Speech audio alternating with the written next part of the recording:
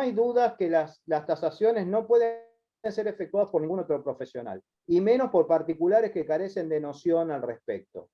Es por ello que las tasaciones realizadas por los corredores, a mi criterio, deben ser aranceladas, conforme al porcentaje indicado por la ley.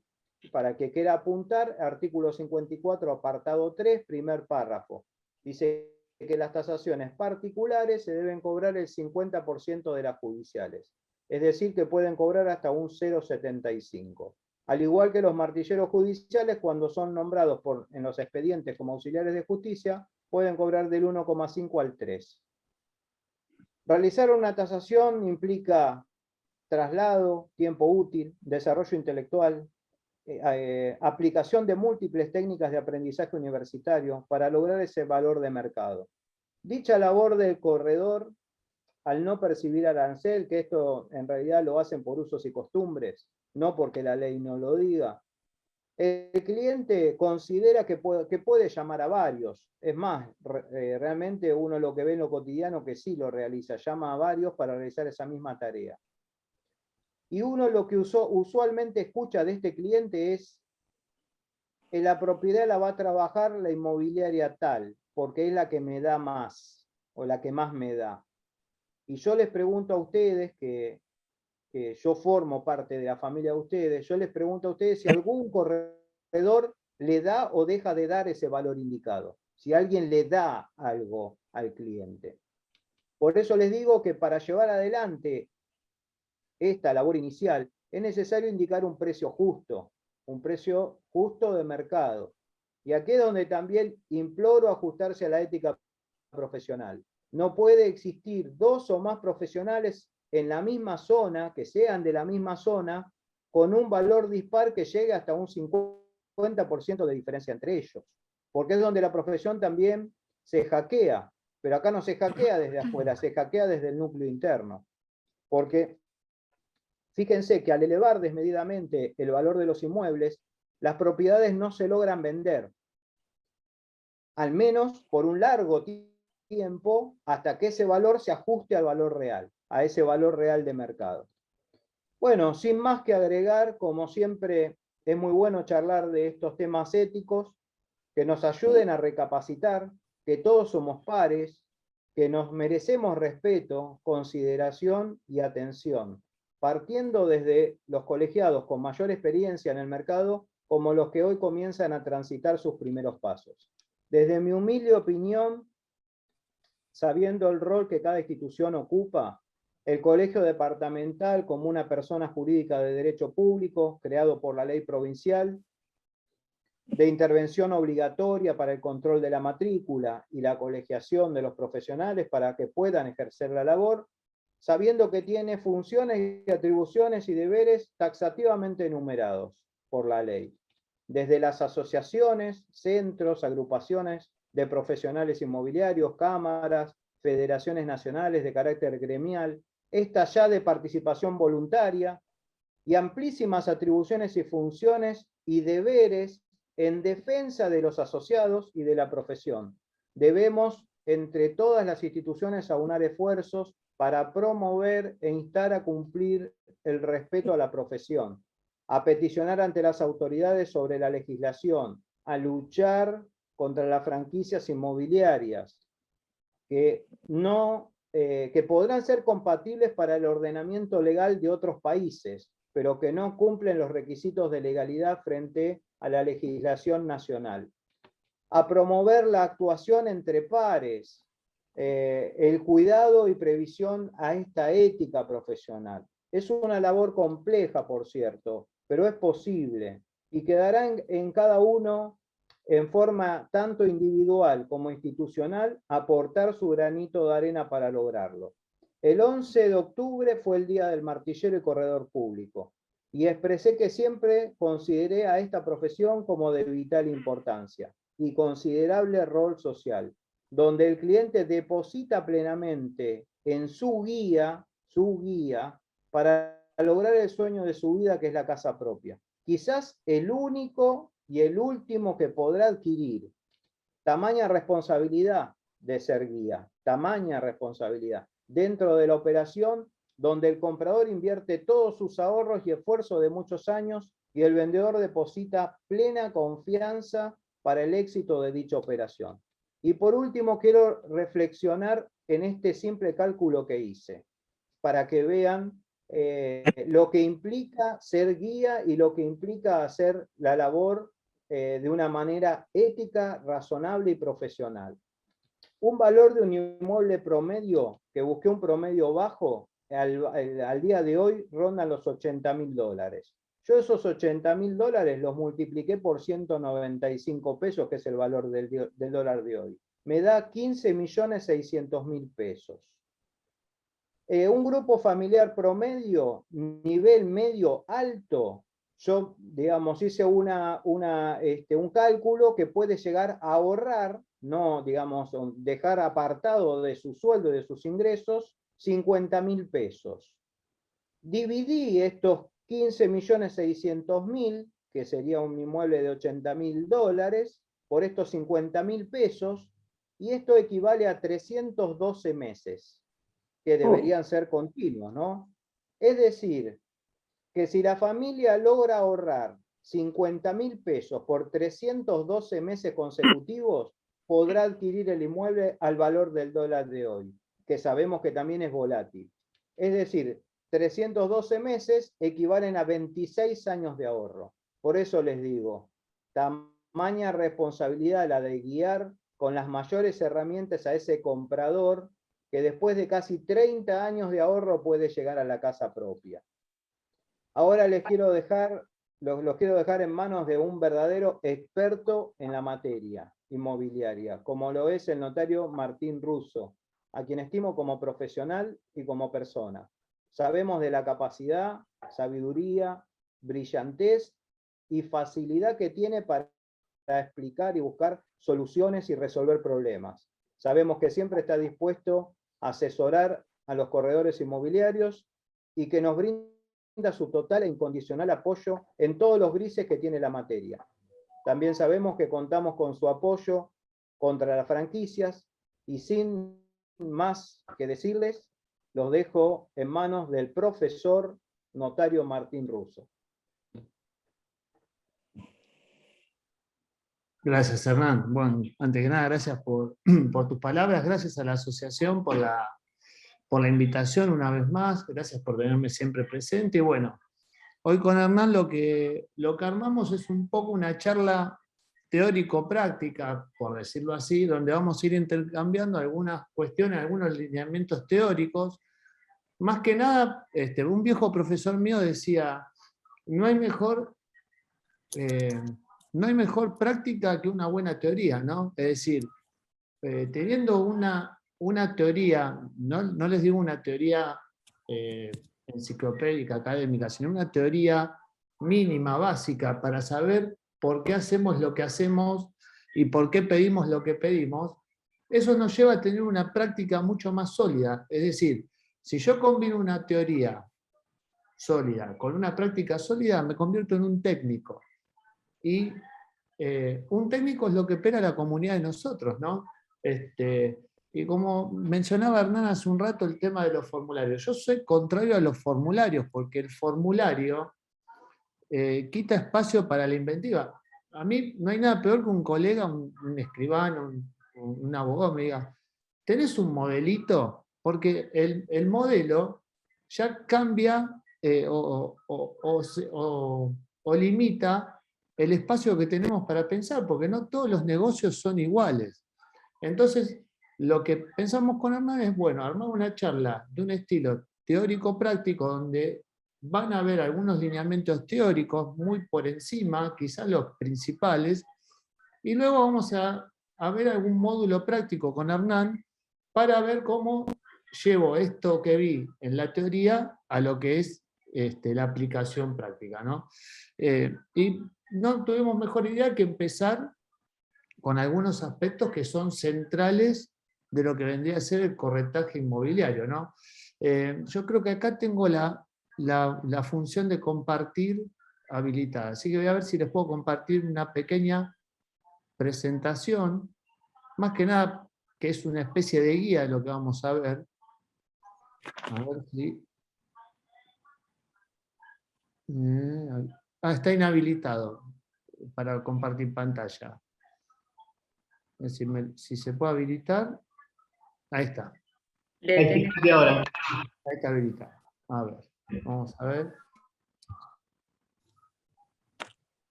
Bien, ahí se ve. Se ve bien, ¿no?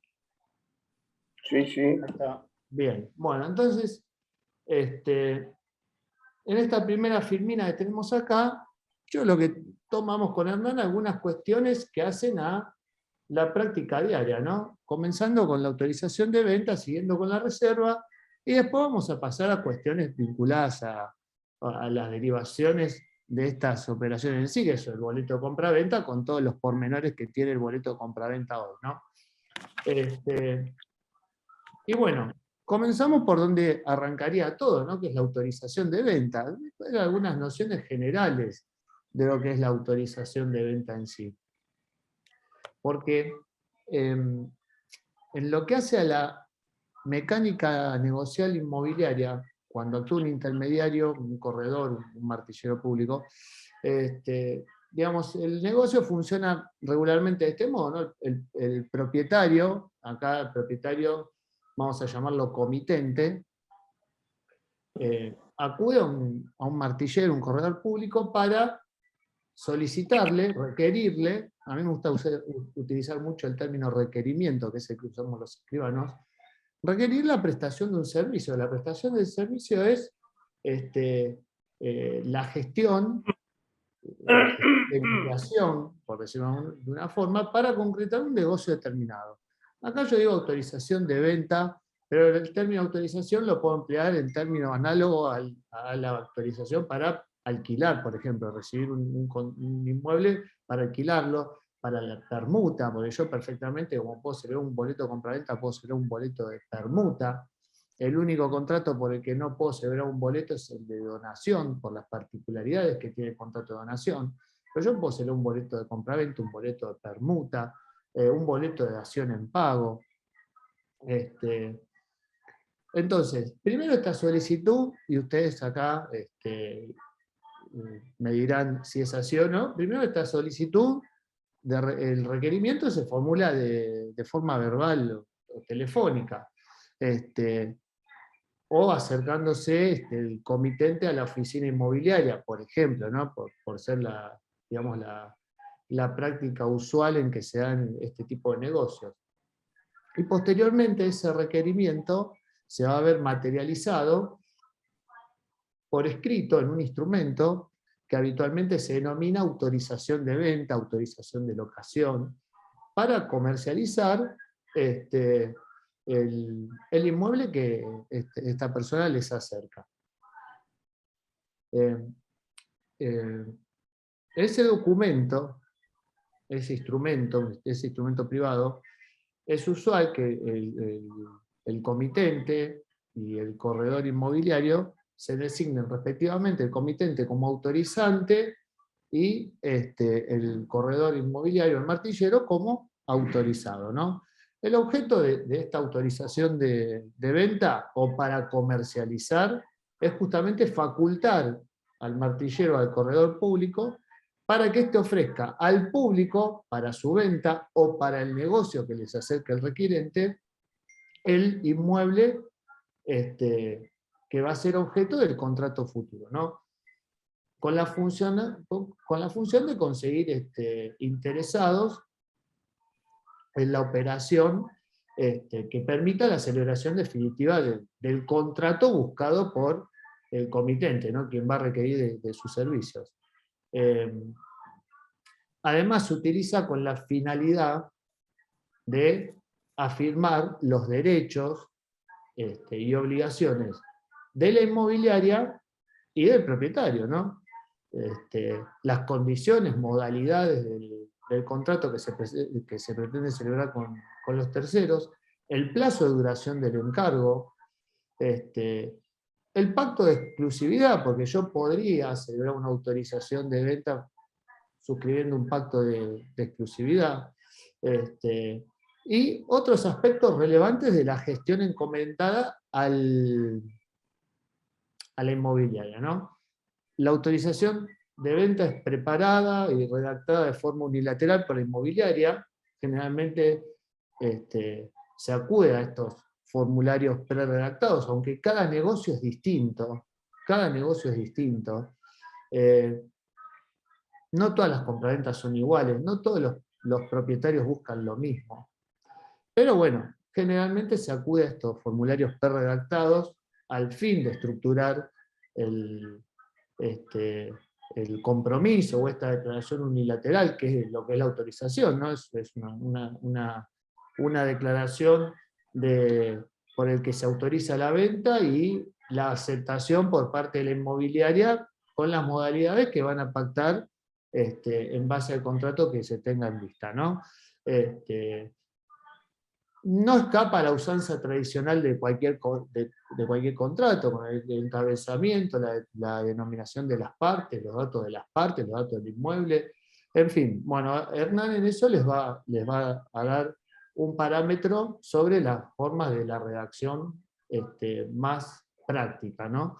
En todo caso, cualquiera fuera la forma de redacción del instrumento, nos encontramos frente a un auténtico y verdadero contrato entre el comitente y la inmobiliaria, ¿no? Contrato en el sentido técnico, jurídico, del Código Civil y Comercial, ¿no? Y así tiene que ser comprendido y así tiene que ser analizada la autorización de venta. ¿Y qué es en definitiva entonces la autorización de venta? La jurisprudencia no lo menciona, pasa como con la reserva, donde en algún caso, por ejemplo, con la reserva, que después vamos a ver, se dijo que si reunía todos los elementos tipificantes del acto y estaba firmada por las partes, se asimilaba al boleto de compra-venta, ¿no? Pero la respuesta al interrogante de cuál es la naturaleza de la autorización de venta, por ejemplo, la jurisprudencia no lo tiene resuelto.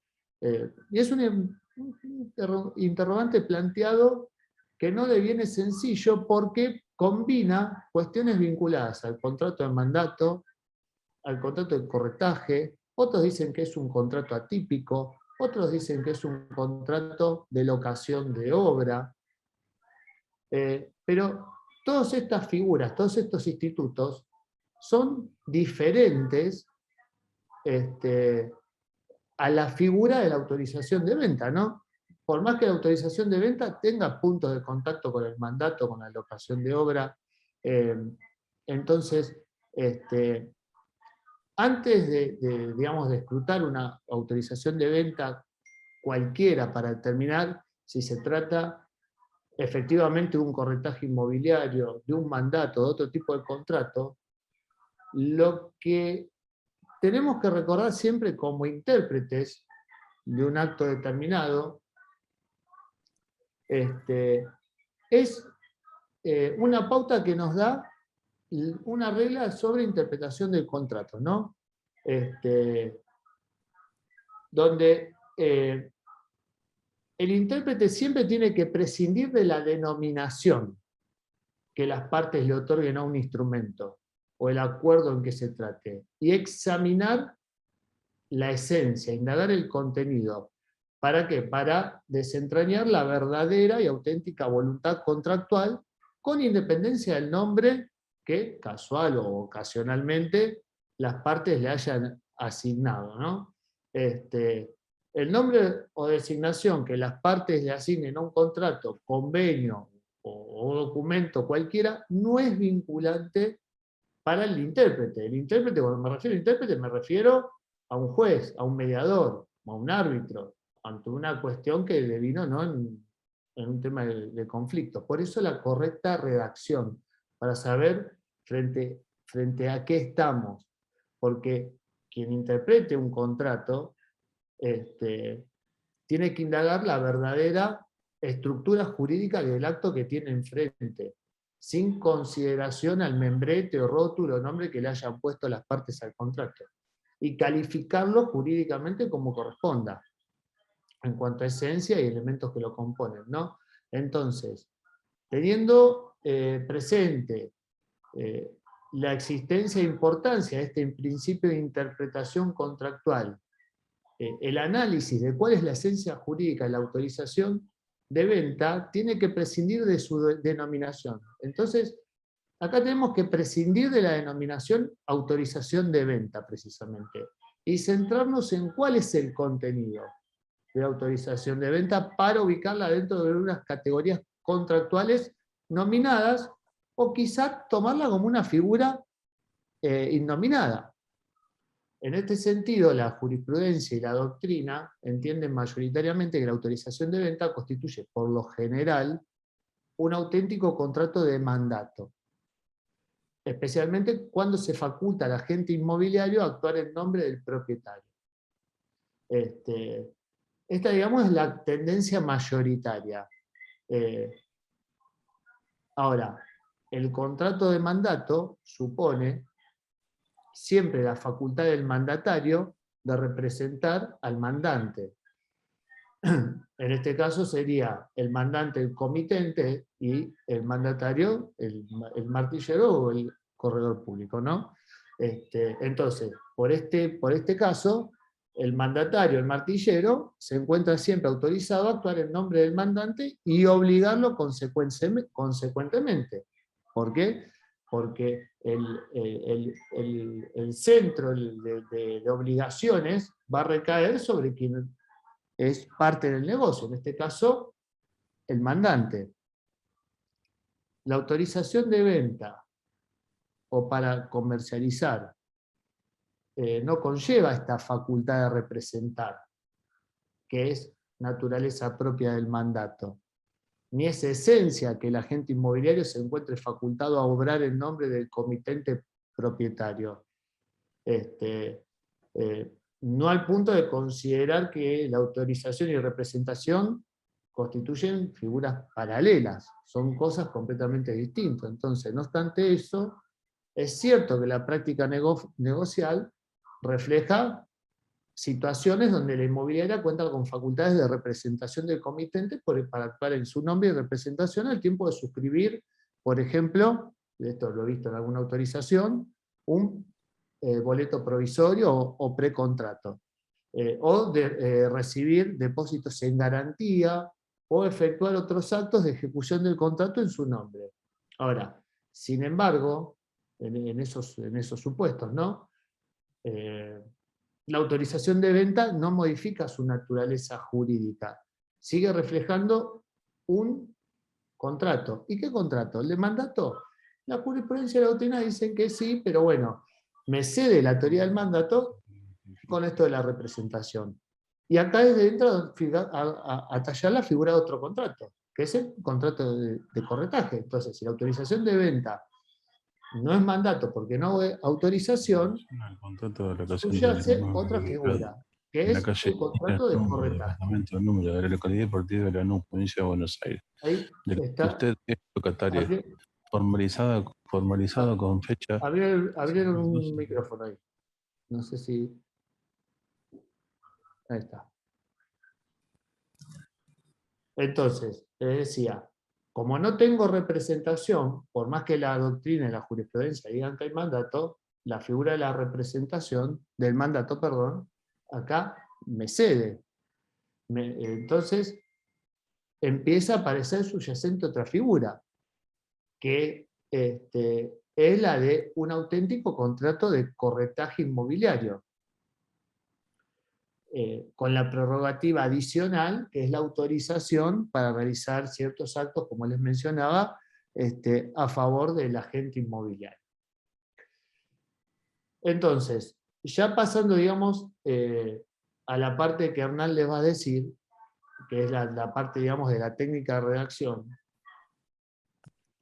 la actividad del corredor inmobiliario, si bien se encuentra encaminada a un resultado, que es el de la concreción del contrato, no puede, teniendo en cuenta el contrato de autorización de venta, no puede hoy centrarse o definirse por sí o por no en una figura actual determinada. ¿Por qué? ¿Es mandato? No es mandato porque me falta representación que no hay. ¿Es corretaje inmobiliario? El corretaje inmobiliario tiene algunas particularidades que la autorización de venta brinda. Entonces, hoy estoy frente a un contrato innominado o atípico, donde, dependiendo de la forma en que esté redactada, van a predominar o reglas de mandato, o reglas de corretaje, o reglas de la locación de obra. Ahora, le decía, la actividad del corredor, si bien se encuentra encaminada a un resultado, que es la concreción del negocio, esto no significa que se sostenga, esto quiero aclarar, que esa actividad puede imputarle una responsabilidad si no se concreta el negocio para el cual lo contrató, o si no actúa con celeridad o una actividad determinada. Eso es impensable. Es decir, hoy concretamente estamos frente a un contrato que va a generar una obligación de medios, pero no de resultados, en cuanto a la responsabilidad, ¿no? Básicamente, entonces, cuando me encuentro frente a la figura de la autorización de venta y ante la judicialización o el conflicto, voy a tener que tener en cuenta las reglas claras en cuanto a la redacción y qué predomina para ver qué me van a aplicar en sede judicial. Si las reglas relativas a un mandato o las reglas relativas a un contrato de corretaje. Esta es la indefinición que tenemos hoy jurisprudencialmente y en la doctrina, ¿no? En cuanto a lo que es el contenido básico de una autorización de venta, Hernán ahora les va a dar la parte práctica.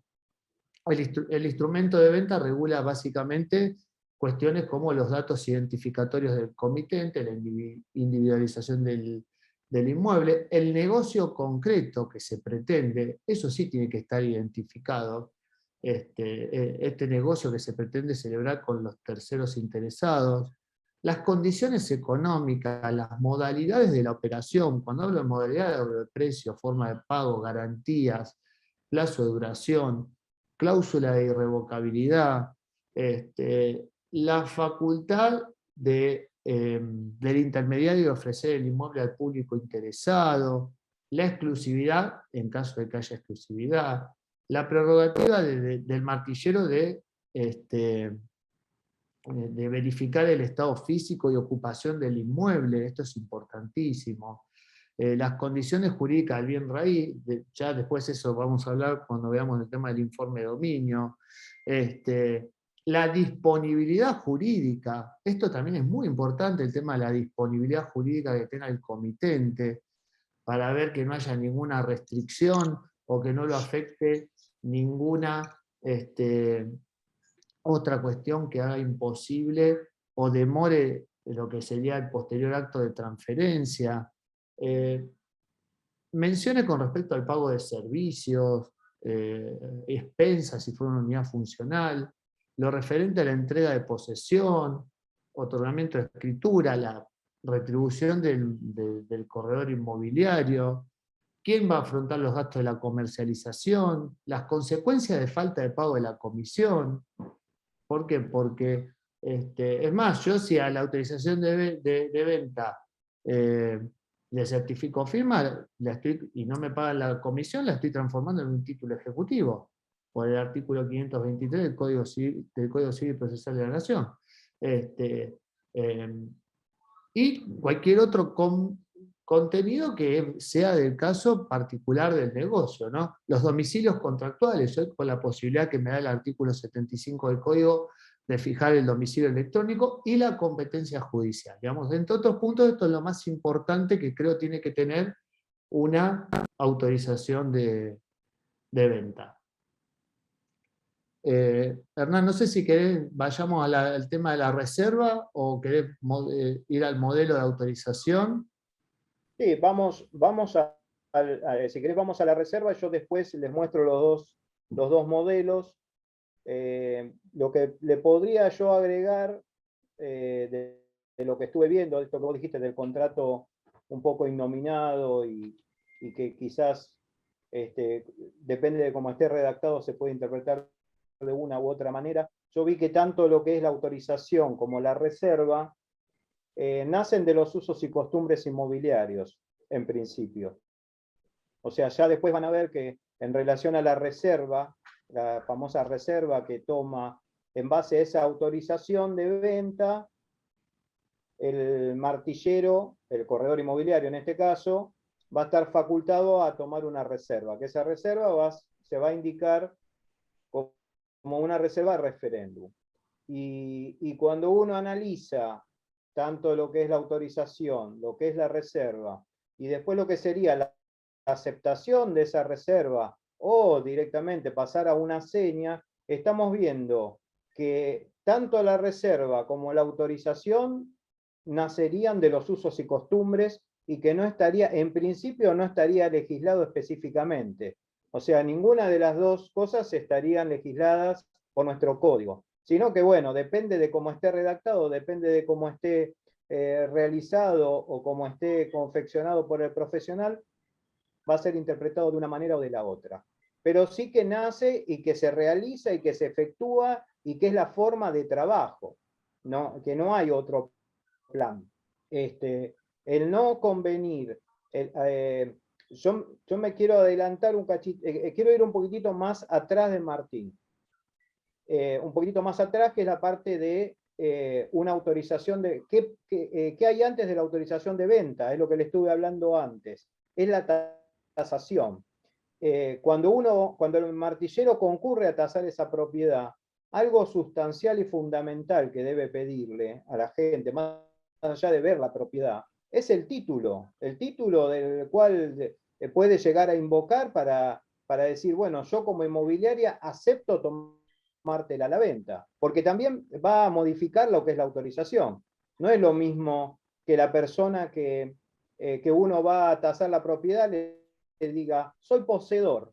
Entonces, uno va a tasar para vender el derecho posesorio, y en esa autorización de venta va a figurar que va a enajenar el derecho posesorio, que lo puede hacer el martillero, sin duda, pero que va a disminuir el valor de la tasación. O que le diga, soy heredero. ¿Y cuántos herederos son? 8, pero yo vendo mi parte. Entonces, ¿es posible? ¿La inmobiliaria lo va a aceptar? ¿Firmar esa autorización con esa única persona cuando son 8 herederos? ¿O soy titular? Bueno, eso depende de una prolijidad que debe partir desde el día 0. Lo llamaron para hacer una tasación. Uno va y se encuentra con una propiedad hermosa, ediliciamente. Ahora, ¿cuál es la documentación que tiene esa propiedad de la cual nosotros vamos a tener que reflejar en esa autorización de venta? ¿Es una compraventa tradicional? ¿Es una sucesión, una compraventa por tracto? ¿Está adquirida por cónyuge? Si el cónyuge está o no está presente, ¿va a prestar el asentimiento? ¿No lo va a prestar? O sea, son todas cosas que vamos a tener que considerar para realizar esta autorización.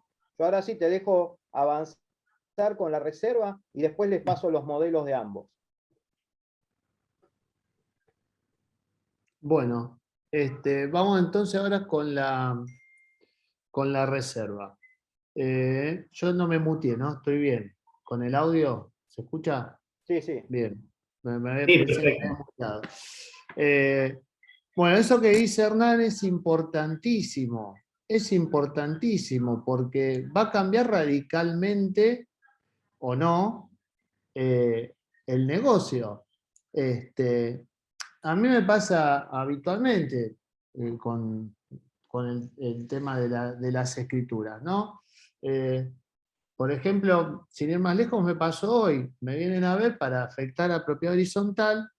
Me había pasado el martillero me había pasado la evaluación, me dijo, ya está el plano, ya está. Me dice, pasame un presupuesto. Miren también cómo influyen muchas cosas. Pasame un presupuesto. Era un pH de 3 unidades. Eran 2 propietarios. Bueno, le digo, sale tanto. La gente me viene a ver con los títulos y el título estaba en condominio entre dos personas, dos mujeres. Ahora, una de las mujeres, en su escritura, decía que la compra la realizaba para sus hijos, Juan, Pedro y María. Entonces le digo, perdón, acá hay que hacer, o desiste usted la compra para sus hijos, y hace el reglamento usted y su hermana, o bien sus hijos se acepta. No, pero bueno, está bien, desisto. Bueno, entonces tiene que venir a firmar su marido por el asentimiento, pues compro casada. No, mi marido falleció. Bueno, entonces para evitar la sucesión van a tener que venir y aceptar sus hijos. Sí, pero en realidad vive mi hijo tal porque los otros dos le habían vendido la parte. Entonces, fíjense como lo que empezó siendo un reglamento con una adjudicación simple, cuando me trajeron los papeles, terminó siendo una aceptación de compra por la mitad indivisa, una venta de los hermanos a la hermana, y que la hermana afectara, pero todo eso también influyó en el presupuesto de la escritura. Lo primero me dijo, pero la escritura iba a salir tanto. Le digo, sí, pero si se hubiera analizado bien la documentación, ¿sí? Iba a saltar todo este problema antes. Por eso es importantísimo lo que dice Hernán, no saber leer los títulos. Porque cambia radicalmente todo. Como el tema de los herederos. No, pero vengo a vender mi mitad. Y usted, no, yo soy heredera de mi mamá, pero usted no puede, ahora y antes, no se puede vender parte indivisa de una herencia si no está hecha la partición. Entonces, hay un montón de cuestiones que uno tiene que ponerse a analizar, y por eso es importantísimo, y vuelvo a decir lo que decía Hernán acá, el tema del análisis de la documentación previa antes de firmar la autorización de venta, ¿no? Porque yo también tengo que saber qué es lo que pongo en el mercado, ¿no? Después vamos a ver el tema del informe de dominio y lo que resulta el informe de dominio. Entonces, venimos con otro contrato que es también producto de la casuística inmobiliaria, que es la reserva. El boleto también. El boleto de compra-venta es un producto de la práctica negocial. De hecho, el código originario de Vélez Sarsfield, el de 1871, de la ley 340, no existía a esa época la figura del boleto de compraventa. La figura de compraventa es una figura que empezó por el tema de la celeridad de los negocios inmobiliarios en el 30 y pico, en el 40 y pico, que recién tuvo cierta recepción legislativa en el año 1971 con la reforma de la ley Borda, con la 17711, y que ahora tuvo también acogida con el Código Civil y Comercial, y el Código Civil y Comercial lo que hizo es regular en 2 artículos cuestiones que ya tenía vista la jurisprudencia, ¿no? Pero la reserva, al igual que la autorización de venta, es un acto típicamente precontractual de los negocios inmobiliarios que posee 2 modalidades diversas según el contenido y la finalidad, ¿no? Porque tenemos la reserva pura o propiamente dicha, y la reserva llamada a referéndum por otra, ¿no? Que generalmente es la que se utiliza.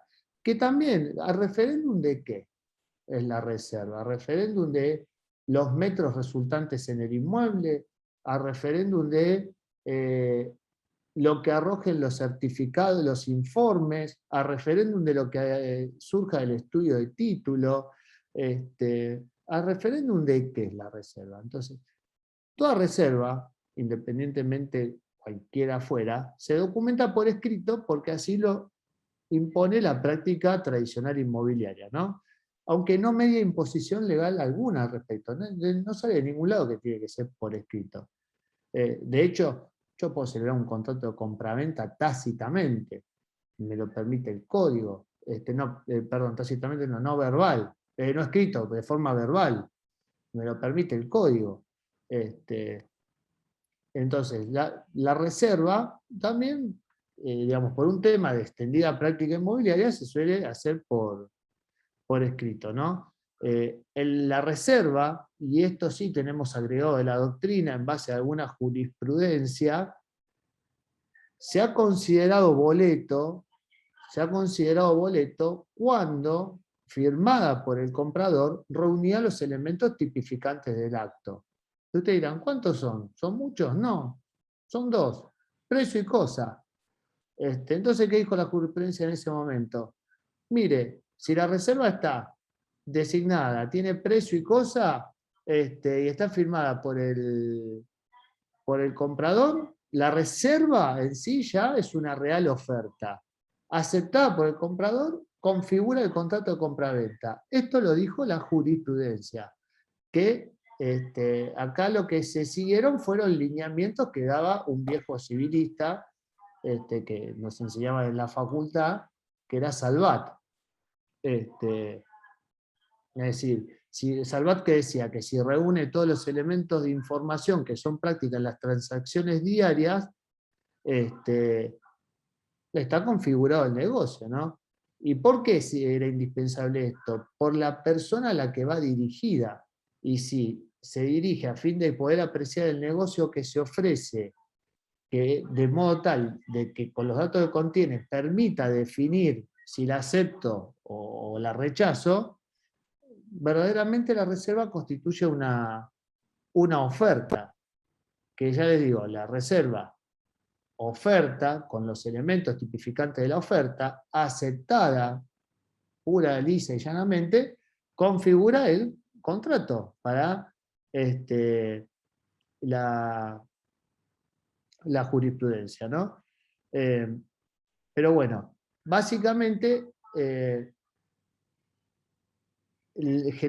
generalmente es como se concreta la redacción de la reserva, ¿no?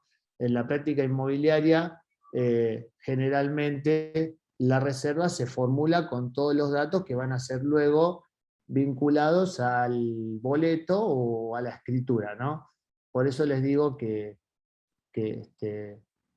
la reserva aceptada, la oferta constituye una oferta con todos los datos, y aceptada constituye el verdadero contrato de compra-venta.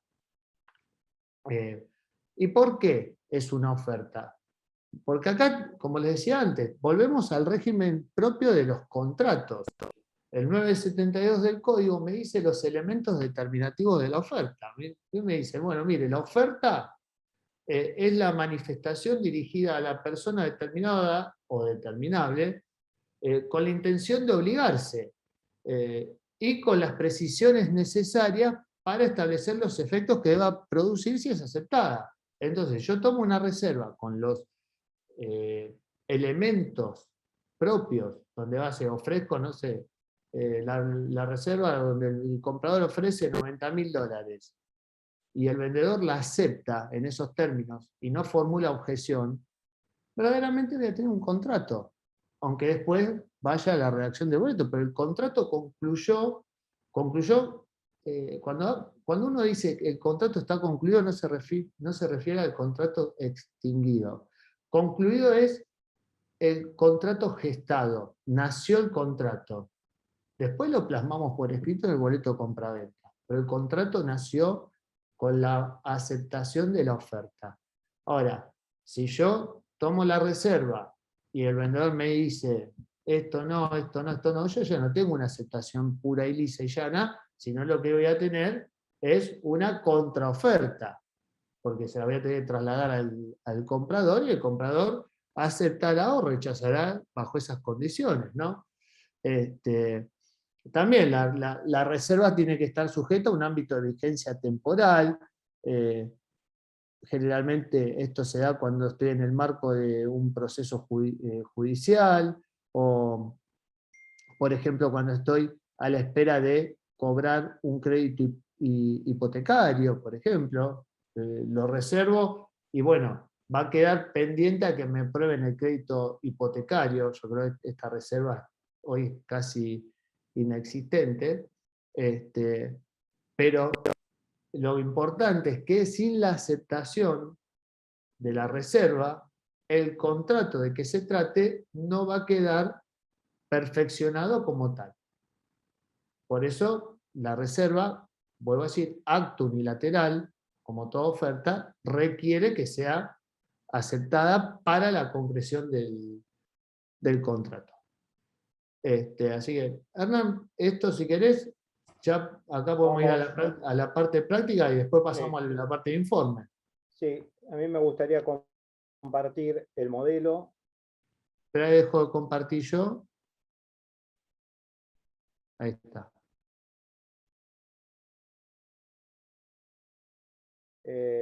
Primero vamos a ver lo que es una autorización.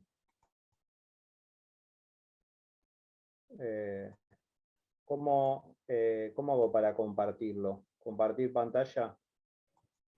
Sí, sí. Ahí fíjate si te aparece la opción al medio en verde. Ahí lo veo.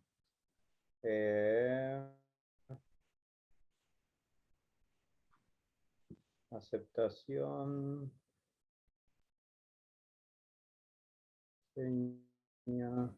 Autorización.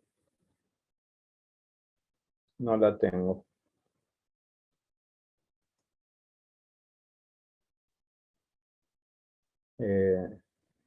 ¿No podés, Hernán?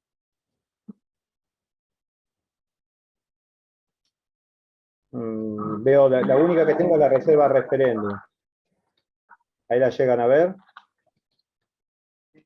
Sí. Sí, ahí está. Perfecto, sí, sí. Bueno. Se ve.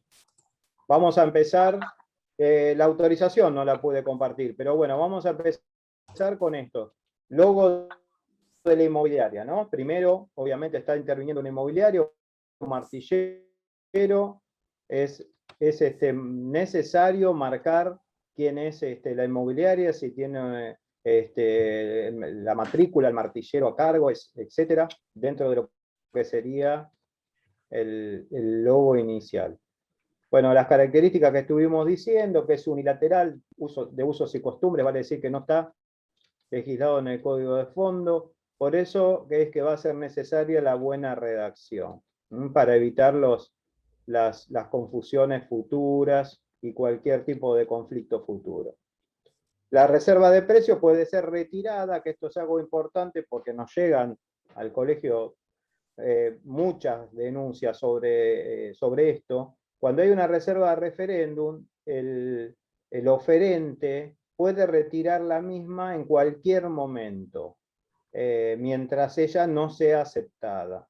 Y no tiene que estar sujeto a ningún tipo de quita ni a ningún tipo de indemnización. Es tomada por la inmobiliaria, cuando la inmobiliaria la toma y dentro del periodo no es aceptada, bueno, el reservante, el oferente, yo ahí le puse distintos nombres que pueden elegir el que ustedes quieran, la puede retirar sin quita ni ningún tipo de indemnización. Es la misma plata que les dejó. Esta es la reserva de precio.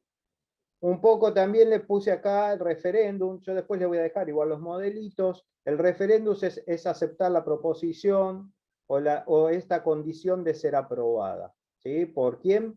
Por la persona esta que nos autorizó a vender un inmueble en tal valor. Pero bueno, nosotros hemos tomado la reserva y vamos a necesitar obligatoriamente que esta persona que un día nos autorizó, ahora venga y la acepte, ¿no?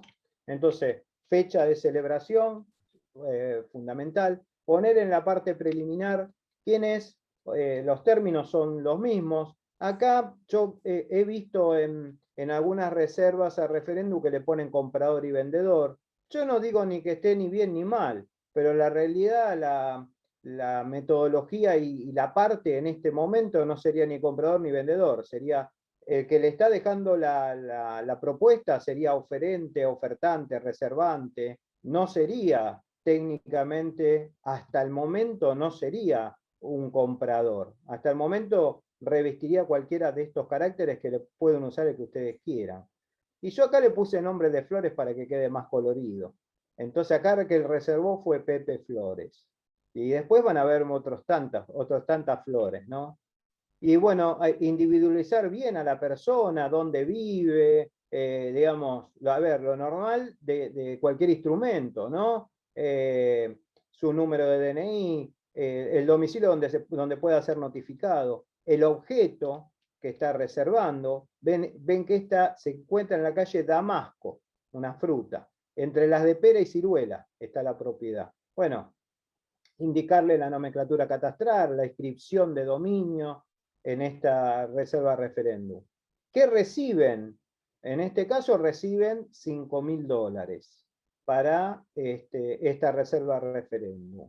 Y dicho importe es algo que también lo sugiero y lo aconsejo. Dicho importe se lacra en sobre por la inmobiliaria, tal, y quedará bajo su custodia. ¿Qué significa? Significa que el dinero ustedes lo van a guardar adentro de un sobre, y esto de lacrar significaría que lo peguen y que lo firme el martillero interviniente y la persona que le está realizando la oferta. ¿Para qué? Para que mañana no diga estos dólares no son los mismos, este estaba manchado o esto no. No, el dólar es el que está dentro de ese sobre, ¿no? ¿Hasta cuándo? Y hasta el momento de esa aceptación o cumplimiento de esa condición. O hasta el momento de la expedición de los informes, del registro, que ahora lo vamos a ir viendo. ¿Cuánto sería el precio, el dinero que debería formar parte de esta reserva? Y no hay nada escrito en ningún lado, pero lo sugerible es que sea del 1 al 5% para una reserva referéndum. Y ya después, cuando hablaremos de una seña, yo les diría que una seña debe partir del 5 al 10 en una seña, ¿sí? Pero para una reserva, con que tomen el 1% estaría bien, y hasta el 5 estaría bien, ¿no? Bueno, la tercera sería el ofrecimiento. Pepe Flores ofrece la suma de tantos dólares, $85.000. ¿Y de qué manera lo va a pagar? Lo va a pagar $51.000 a la firma del boleto, y en ese acto le va a dar la entrega de posesión, porque ya lo está, digamos, lo está ofertando de esa manera. Uno lo que está haciendo es transcribiendo la propuesta del señor Pepe Flores, ¿no? Entonces le dice, bueno, la condición es que cuando yo pago los $51.000 me entregan la posesión del bien. Y que el saldo lo voy a realizar en el acto de escritura traslativa de dominio. El famoso referéndum que estuvimos hablando. Se deja expresamente aclarado que la reserva está sujeta a referéndum de la parte aceptante, que acá sería, el aceptante sería el futuro vendedor, ¿no? Por el término de 10 días corridos. Por eso le digo, si pasa el término de esos 10 días corridos, y se presenta en su oficina la persona que dejó la oferta, dice, yo la retiro porque nadie me la aceptó, con lo cual ustedes no se la pueden retener. Ningún corredor inmobiliario podría retener un dinero cuando ya está cumplido el plazo, ¿sí? Entonces, hasta acá vamos a ver, ¿cuál sería el referéndum, ¿no? ¿De qué estamos? Perdón que me está sonando el teléfono. Disculpen. Disculpen, ¿referéndum de qué? ¿Referéndum de la aprobación propietaria? ¿Referéndum de los herederos? ¿Referéndum de un crédito bancario? Digamos, ¿referéndum a qué va a estar? Bueno, yo generalmente aconsejo, aparte de este referéndum, que vamos a hacer uno clásico y cotidiano, que sería del propietario. Acá no hay nada, acá no hay crédito bancario, no hay herencia, no hay nada. Es la aprobación propietaria. Entonces, yo suelo poner esto de la condición resolutoria. Perdón que sigue llamando el teléfono. A ver si lo puedo apagar.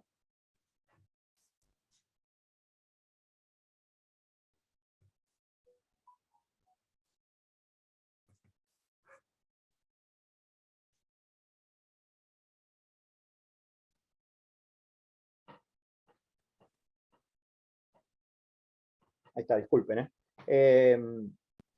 Yo suelo poner esta condición resolutoria, ¿por qué? Porque esto sucede cuando vienen y aceptan la reserva, pero esta condición resolutoria lo que le va, digamos, lo que le va a indicar de alguna manera es qué es lo que sucede si cuando nosotros pasamos a la próxima etapa y pedimos los informes del inmueble enajenado o del titular o los titulares dominiales, aparece algún tipo de impedimento, de lo cual esta operación inmobiliaria no se pueda desarrollar. ¿Qué sucede en ese caso? Porque acá, ¿qué hacemos? ¿Qué la vamos a devolver doblada? ¿La vamos a, o se perderá, digamos, el que la aceptó la va a tener que devolver doblada? Si no hubo arrepentimiento. Acá no hay nada. Entonces, ponerle una condición resolutoria a las reservas, tanto, ya les digo, tanto sean reservas o tanto sean señas, es sano, en el sentido de que uno lo que le va a indicar es que si existe algún tipo de impedimento, la reserva o la seña queda resuelta de pleno derecho.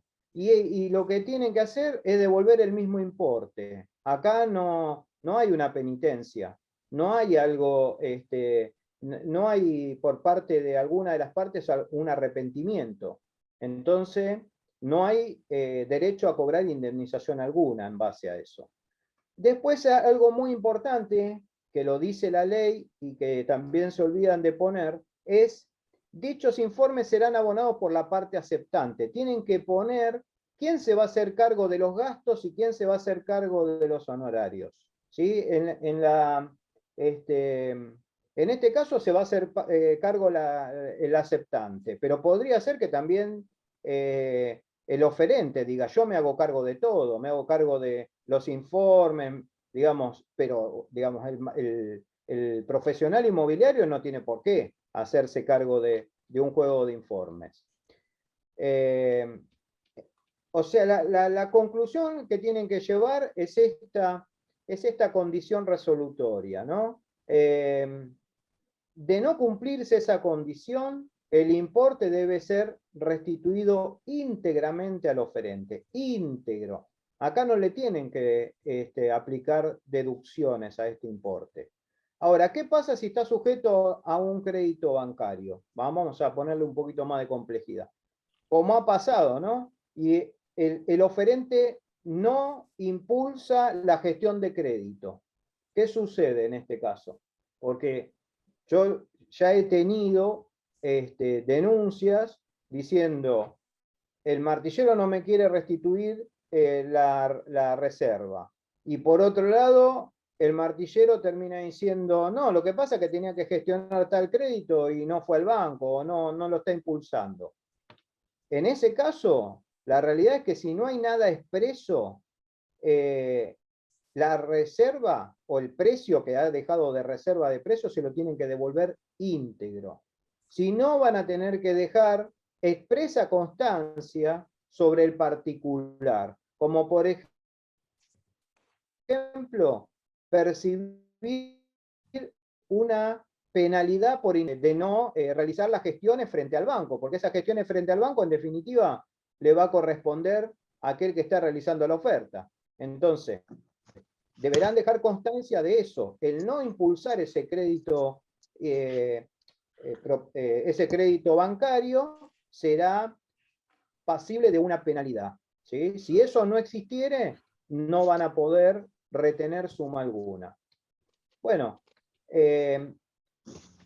por cláusula sexta yo les sugiero lo que sería el arrepentimiento. Igual Ana Martín va a avanzar con ese tema en lo que es arrepentimiento, digamos, lo que es la posibilidad de que esta reserva esté sujeta a una penitencia, a un arrepentimiento o que sea confirmatoria.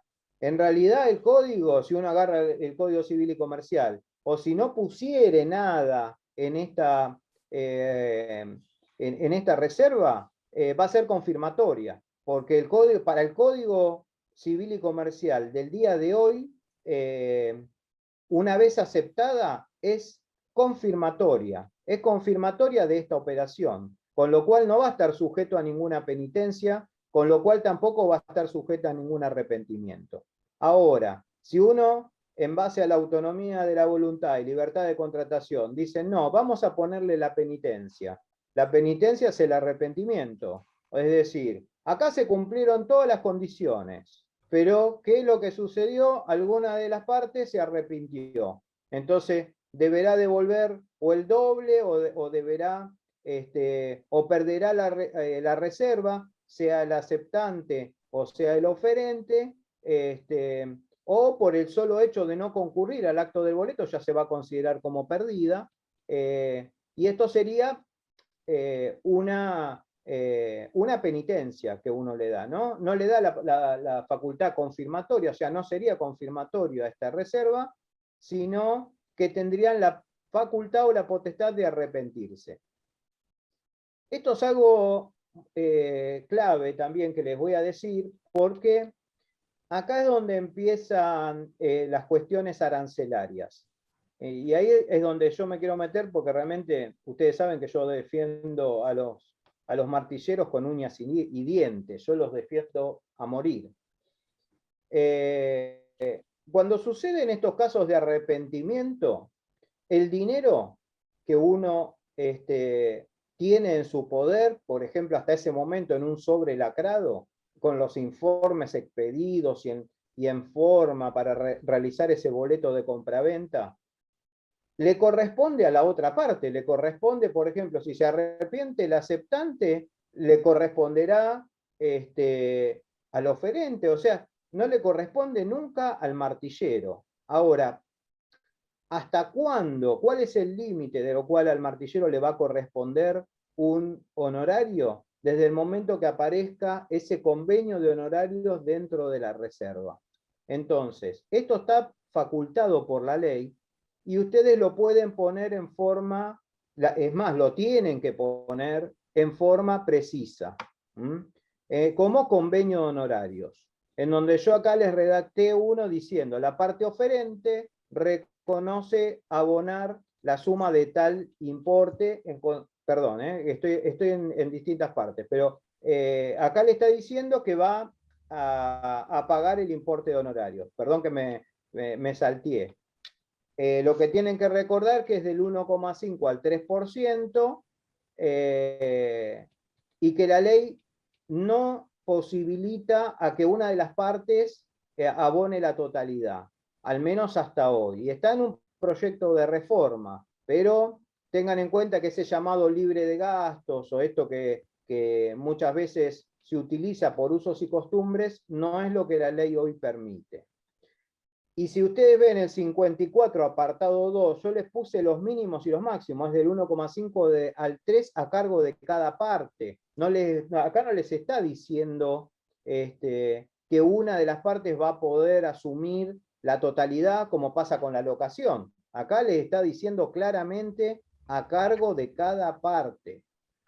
Y ustedes fíjense, en el artículo 54, el apartado 2 final indica que las escalas arancelarias serán de observancia obligatoria, tanto en los mínimos como en los máximos, con lo cual no puedo convenir el 1%, tampoco puedo convenir el 4%, porque me estoy yendo de la escala arancelaria. Tampoco puedo convenir un 6%, porque diga, bueno, es libre de gastos. Si bien parte de los usos y costumbres, tengan en cuenta que no está legislado. Y si llega a haber alguna controversia al respecto, pueden llegar a ser motivo de sanción disciplinaria. Y acá es donde quería llegar, porque me adelanté porque es algo que no lo ponen y quiero que lo pongan. El pacto de honorarios, que esto está legislado en el artículo 52, el apartado A, inciso 9, que dice que uno puede convenir por escrito con sus mandantes, tiene que estar por escrito, los honorarios y gastos, las condiciones de venta, la forma de pago y todo cuanto creyera conveniente para el mejor desenvolvimiento de este mandato. Entonces, acá es esto que yo les señalé en letra negrita subrayado, es lo que debe estar incorporado dentro de la reserva. Que en caso de arrepentimiento de cualquiera de las partes, se conviene que el profesional inmobiliario le corresponderá percibir, y acá pueden poner lo que ustedes consideren. Yo puse el 50% del importe de la reserva por la labor parcial del corretaje inmobiliario e intermediación realizada. Dicha suma deberá ser abonada por la parte que se arrepintiera dentro de los 5 días de notificada tal circunstancia.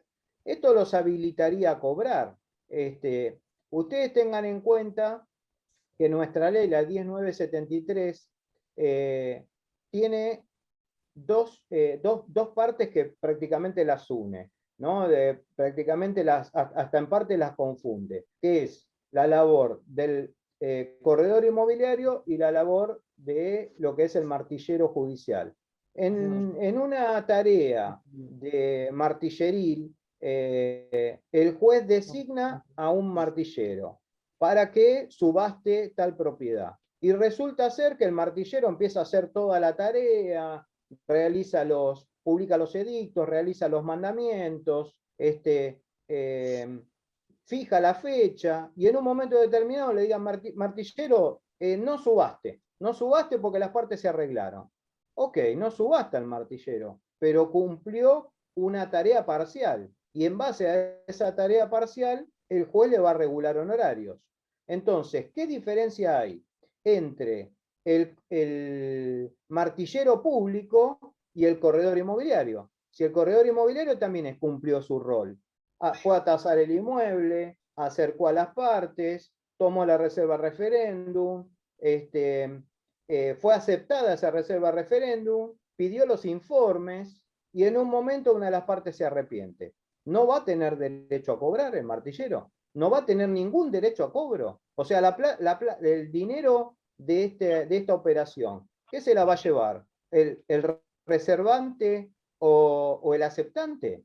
Y el martillero va a decir, bueno, yo le doy las gracias por la participación, no sé. Entonces, esto es necesario que aparezca, porque si esto no apareciese en la reserva, la realidad es que el dinero debe ser entregado íntegramente a la parte que le corresponde. Y el martillero no puede retener suma alguna. ¿Por qué? Porque no está pactado. Porque la ley le dice que el pacto debe ser realizado por escrito. Y, a ver, puede ser realizado en la misma reserva o puede ser realizado en un instrumento por separado. Pero yo no le veo ningún impedimento para que en el mismo instrumento lo puedan plasmar. Bueno, van a tener la escrituración. ¿Cuándo se va a realizar la escrituración? ¿Dentro de qué tiempo? Yo acá, por ejemplo, le puse un plazo extenso, le puse un plazo de 120 días, porque en este caso tiene que hacerse por tracto abreviado. ¿Y en base a qué tiene que hacerse por tracto? Y porque tiene una sucesión. Entonces, tienen que considerar que el plazo normal no puede verse afectado. Acá le ponen, por ejemplo, 30 días, y no tienen en cuenta de que el juzgado después no tienen cumplido los aportes, no tienen cumplidas las tasas, tienen que ir a retirar el expediente en préstamo, se lo tienen que entregar al notario, etcétera, etcétera. Y lo más probable es que en 30 días no lleguen. Y después, digamos, después de este tiempo van a empezar a correr las multas. Entonces, esto hay que considerarlo también. Cuando uno fija el plazo de escrituración, fijarse en qué condiciones jurídicas se encuentra. ¿Y por quién va a estar suscripta esta reserva referéndum? Por el oferente y por el martillero, porque hasta acá el aceptante no va a participar. ¿Sí? Ahora voy a ver si comparto otra pantalla y voy a ver cómo salgo de esto. ¿Les quedó alguna duda de esto a alguien? No pusiste nada, ¿no? Screen hice un par, no todo. Screen. Parece que me hablan en chino. Reserva referéndum. Aceptación. Vamos a la aceptación. Aceptación de reserva. Lo mismo, logo de la inmobiliaria. Recuerden que la reserva decía 10 días. O sea que la aceptación debe estar dentro de ese plazo. Y tengan en cuenta que si no especifica hábiles, se consideran corridos. Entonces, Discúlpame, Hernán. Ahí tengo a Guillermo Celis, que levantó la mano y te quiere hacer una consulta. sí. Que habilite el micrófono. Hola, buenas tardes. Buenas tardes.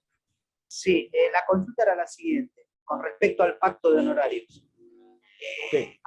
Al poner un pacto de honorarios y dejar abierta la posibilidad que en caso de que las partes desistan, cobrar el 50%, ¿no se deja también abierta la posibilidad de que las partes utilicen eso para arreglar por cuenta de ellos y saltear la labor del profesional, sabiendo que van a pagar el 50% menos de lo que serían los honorarios del martillero.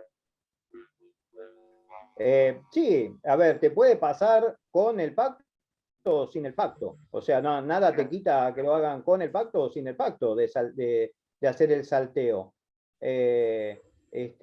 Para ese evento sí, vas a poder reclamar, si así sucediere, vas a poder reclamar el 50%. Igualmente lo estás sujetando a una condición, que sería lo que sería el arrepentimiento de alguna de las partes. Ahora, si esa operación se concretase entre las mismas partes, yo ya no considero que ese convenio honorario sea ajustado, porque ahí no hay arrepentimiento. Si las mismas partes te dicen que se arrepintieron, pero después lo celebran por afuera, y como corredor tenés que ejecutar el 100%. No, digamos, ahí ya no cabería la posibilidad de que puedas cobrar el 50%. Lo cobrás el 50% en caso de arrepentimiento, solo de ocurrido ese hecho o esa condición o esa causal. ¿Mm? Gracias. Bueno, aceptante.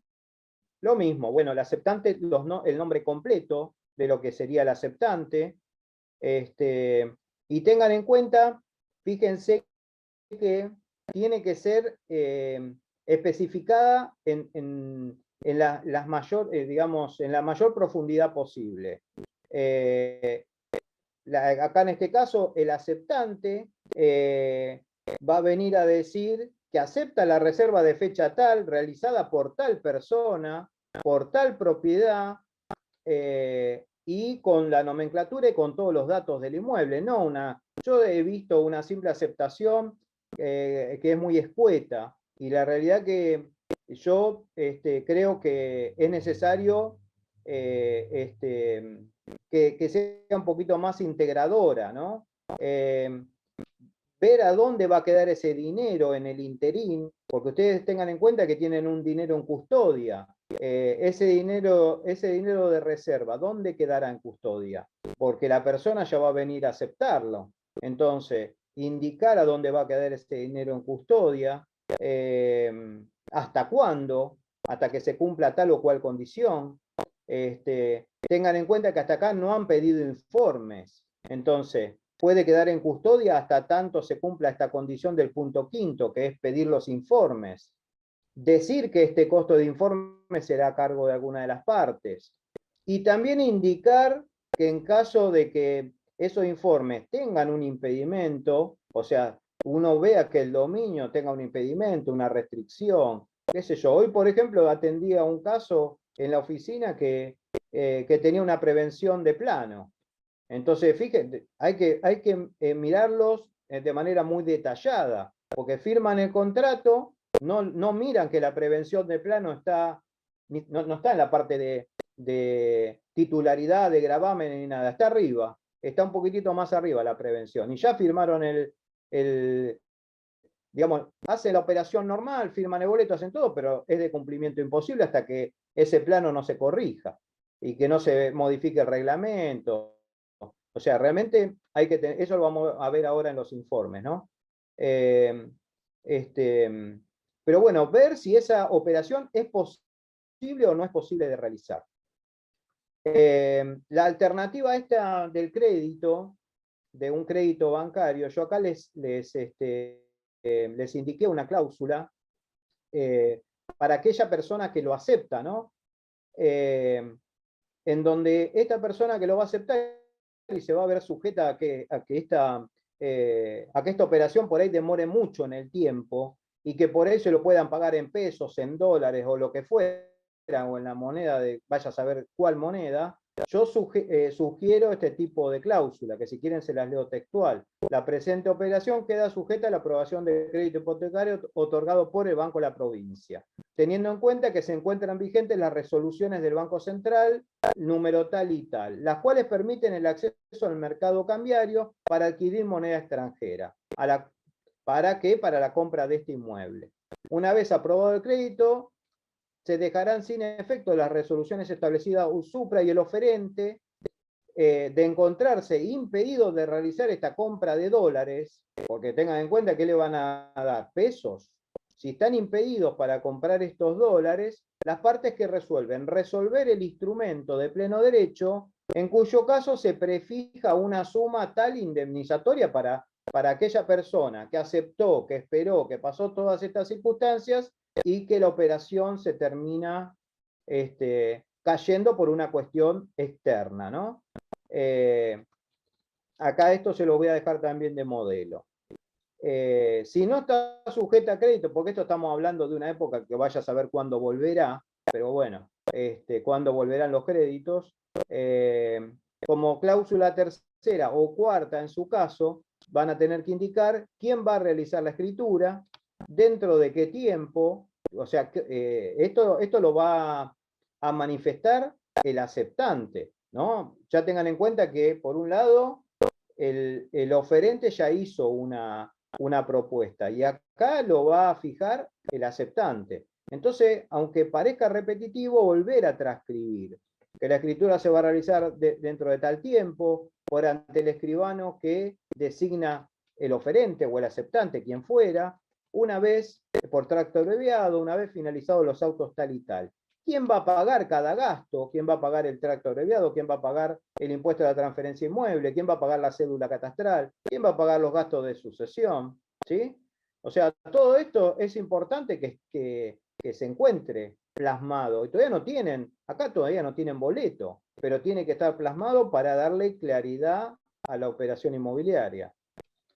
Arrepentimiento, que es esto de lo que yo le decía, el arrepentimiento es una posibilidad que tienen las partes de realizar en cuanto a lo que sería la autonomía de la voluntad y la libertad de contratación. Ustedes pueden dejar el tema que era la penitencia, lo que establecía el viejo Código Civil, o no pueden decir nada, o lo pueden hacer, o digamos, pueden dejarlo el dinero a cuenta de precio y principio de ejecución de contrato, con lo cual la operación va a estar confirmada, y acá no va a haber posibilidad de arrepentimiento por parte de nadie. Ese dinero pasa a formar parte del precio.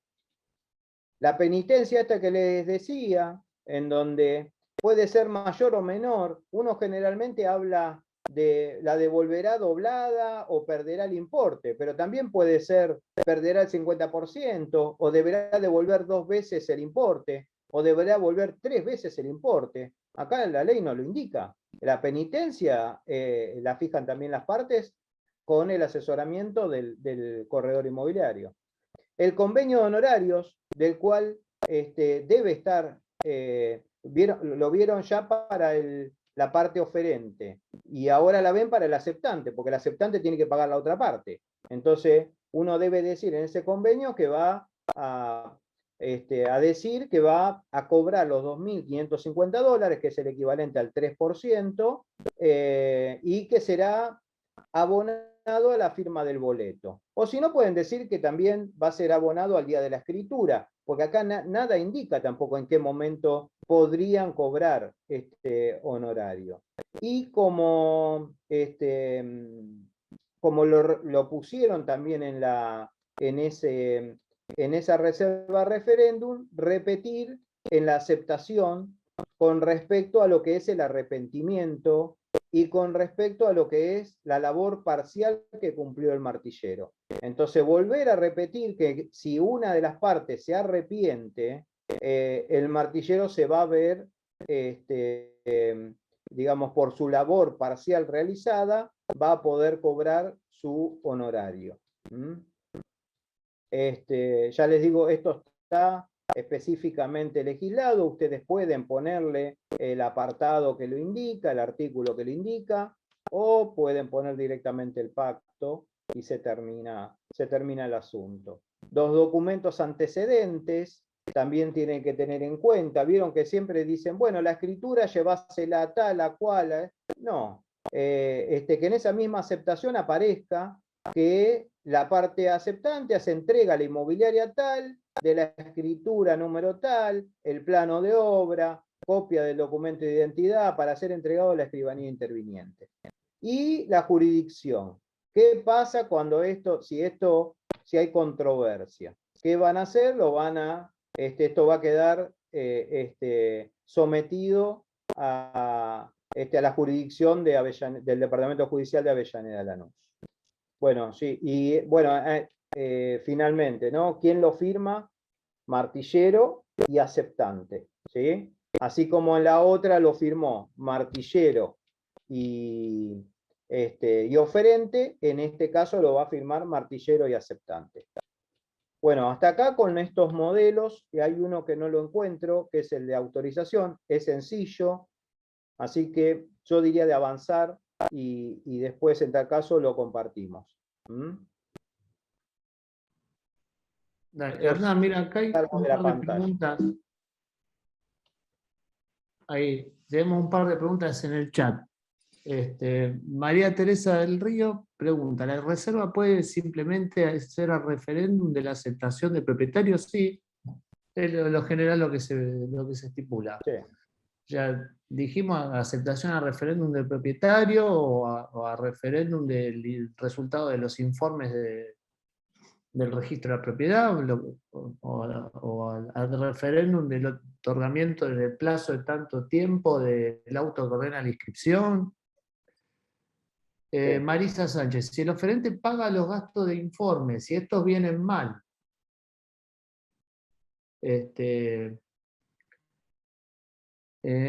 pero justo entró una y me perdí y estos vienen mal, ¿queda sin efecto? ¿Cómo?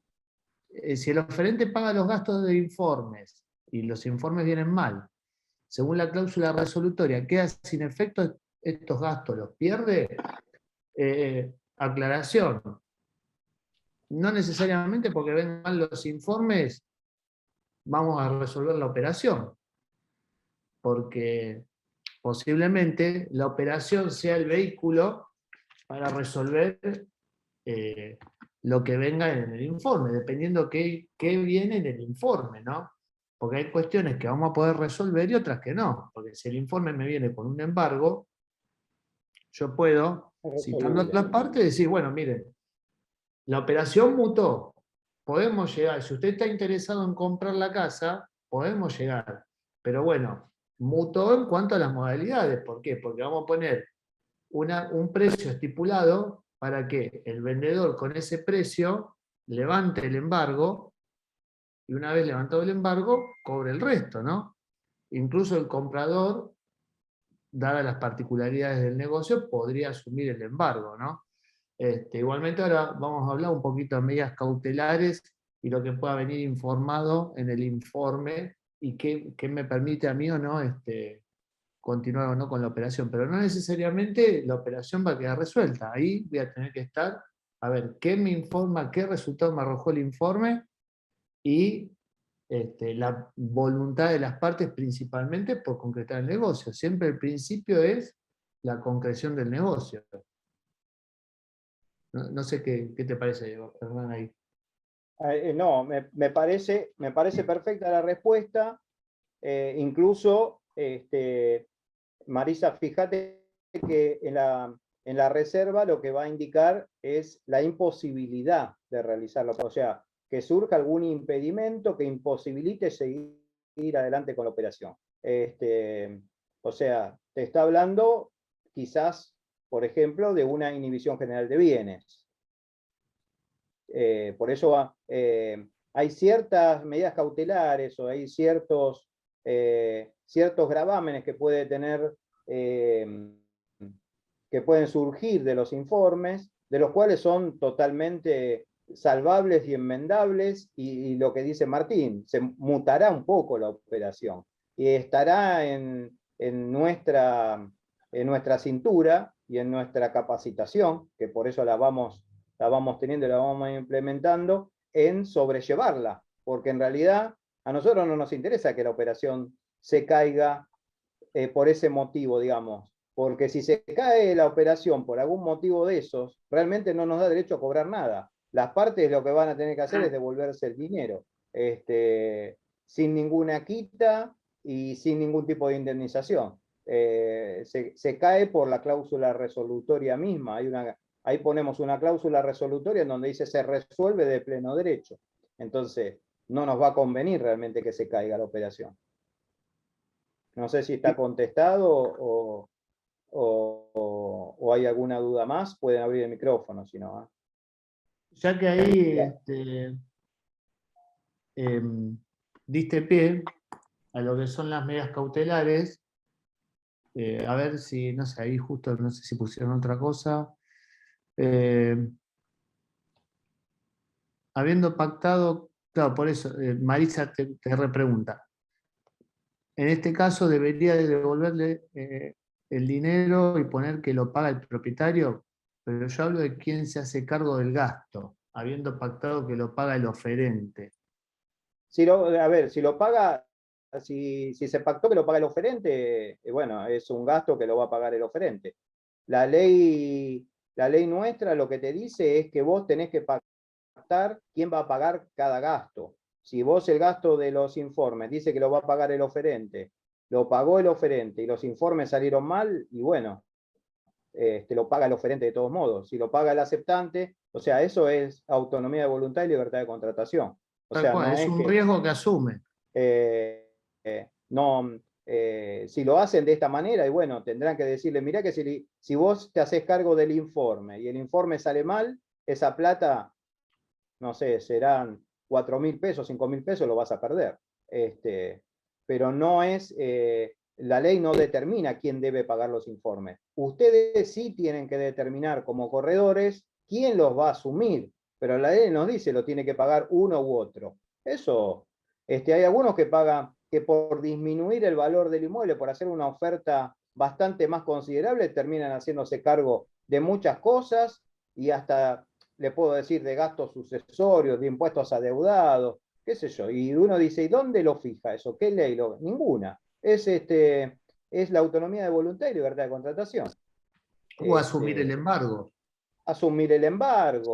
O sea, eso es algo interesante para hablar, que esto, bueno, le voy a dar la derecha a Martín. Con un embargo de una propiedad, que yo ahí les traje un modelo, ahí tengo un modelo de un boleto en donde está con un embargo. Y yo así todos lo vendí, y así todo se hizo un poder especial irrevocable, y ahí se estableció, digamos, se fijó de alguna manera quién iba a pagar este embargo. Es totalmente viable, y es totalmente viable también realizar la escrituración con este embargo. Pero bueno, esto lo dejo más para Martín que en la parte de informe, básicamente. No, antes de entrar en eso, ahí quedó colgada una pregunta, Sí. espérame que subo, que hizo, espérame que, a ver si... Beatriz. Dice si es real que el que tiene la tenencia puede alquilar sin ser dueño. ¿Y en qué caso? Y en el caso de que el propietario no es una sociedad no actualizada. Sí. No sé si Beatriz está ahí con el micrófono abierto. Me interesa mucho la última parte, a que llama ella sociedad no actualizada y tenencia, ¿qué situación implica? Hola, ¿qué tal? Buenas noches. No sé si me escuchan. Bueno, Se te escucha bien, sí. Bárbaro. Sí, esta es una sociedad que hace 12 años no hizo las presentaciones correctas ni asambleas para designar un presidente. Entonces, la última asamblea, el presidente que estaba mencionado ahí ya no tiene poder. Vos tenés el último directorio, ¿qué es una anónima? Es una SRL. Una SRL. Y el término de duración, porque la SRL, a diferencia de la anónima, la SRL permite que el gerente pueda estar designado por todo el término de duración del contrato social. ¿El contrato social qué dice en cuanto a la duración en el cargo del gerente? No, a ver, no, capaz estoy equivocada, no sé si es sociedad anónima, pero el contrato, o sea, el cargo de presidenta era por 2 años y caducó en el 19. Está bien. Si es presidenta, si está así, dice presidenta, estamos hablando de una sociedad anónima y presidente del directorio. Ahí está. Fácil, perdón. Es simple la respuesta. La Ley General de Sociedades permite que el último director designado sea el que ejerza la representación. Con una particularidad: la responsabilidad va a ser compartida entre el presidente y la sociedad. Entonces, yo puedo tener, no es lo aconsejable, pero yo puedo tener una sociedad que venga con un director que fue elegido hace 12 años, y no tengo hace 12 años. ¿Cuál es mi función? Pedir el libro de acta de asamblea y verificar efectivamente que no se hayan elegido autoridades. Y por 12 años, no haber elegido. Entonces, ¿qué digo? Bueno, el último elegido es Juan Pérez. Pero Juan Pérez tiene que saber que en lo que hace a la imputación de responsabilidad del acto que otorgue en representación de la sociedad, va a poder ser revocado o confirmado por una asamblea posterior. Y ahí va a entrar en juego una cuestión de responsabilidad del director que hizo el acto frente a la sociedad, frente a los socios y frente al tercero que contrató. Pero no es un impedimento legal. Porque de hecho, yo puedo no estar en condiciones en convocar asamblea, porque no sé, tengo un socio en Córdoba, otro socio en España, y no puedo convocar, realmente no puedo convocar y elegir. Pero tampoco la sociedad puede quedar en la cefalía o muerta. Ahora, lo que yo tengo que saber es que la imputación de ese acto no va a ser como el de un acto de imputación ordinaria a una sociedad. ¿Por qué? Porque acá va a estar en juego la responsabilidad, ya les digo, del director que firmó el contrato de alquiler, con los socios, con la sociedad, porque recuerden que cuando estamos en la figura societaria, nosotros tenemos un intercambio de juegos de derechos y obligaciones que van de la sociedad con los socios, de los socios con la sociedad, de la sociedad con terceros, de los socios con terceros, donde acá el socio que firme el acto va a ser responsable frente a los socios que se reúnen en la asamblea y lo ratifiquen el acto o lo dejen sin, o no lo imputen a la sociedad. ¿Qué quiere decir esto? Que el tercero, frente a cualquier acción de responsabilidad, va a poder ir contra el presidente del directorio, no directamente contra la sociedad como si estuviéramos en el marco ordinario de una actuación societaria donde las autoridades están elegidas de forma regular. Pero la misma ley autoriza al último director elegido, o al último gerente elegido, por más que el plazo esté vencido, a otorgar actos en representación de la sociedad. No sé si ahí... Yo lo que le quisiera agregar a la martillera es ella consulta si una persona que tiene tenencia podría otorgar esa propiedad en locación, y no hay ningún impedimento a que lo pueda otorgar. La realidad es que acá lo único que tenemos que poner en juego es la matrícula profesional nuestra, o de ustedes, la de la matrícula profesional del martillero y corredor público, porque en definitiva ustedes por medio de la ley se obligan a dar exactitud y precisión en todos los negocios que pasen por ante ustedes. Quizás una persona que tiene la simple tenencia del bien, firma como locador una determinada propiedad, y resulta que hay alguien con derecho superior a este tenedor, y viene a hacer el reclamo al locatario, diciendo, mirá, tenés que desalojar la propiedad porque a vos el que te alquiló carece de derecho sobre este inmueble, y la realidad que nos vamos a ver sometidos a una contienda judicial por parte de la mala praxis, ¿no? Por parte de nuestro ejercicio profesional. O sea, la ley y el código de fondo te dice que el mero tenedor podría locar. Ahora, si vamos a la 10973, habla de la precisión y claridad que deben realizar los actos pasados por el martillero, por el corredor inmobiliario en este caso. Entonces, ahí es donde yo le tendría un poquito, actuaría con un poquito de prudencia, si fuera un mero tenedor. Tampoco convengamos que ningún corredor inmobiliario le pide un informe de dominio para ver si es el titular de ese bien el que va a alocar. Pero mínimamente que no sea un simple tenedor, pues ya la sola manifestación, yo soy simple tenedor, y me daría lugar a desconfianza. En ese caso, quizás yo antes de realizar la operación de locación pediría un dominio. Pediría un dominio para ver en qué carácter ocupa este tenedor, este simple tenedor. ¿Podría locar o no podría locar? ¿Podría hacer un contrato por 36 meses o voy a tener algún reclamo del titular dominial diciendo esta persona no tenía derecho a locar? Ese sería el cuestionamiento, creo yo. Así que en relación a la sociedad, bueno, ahí Martín explicó claramente que no habría inconvenientes. En relación a tener la simple tenencia, bueno, ya ahí sería algo un poquito más para profundizar, que un simple tenedor.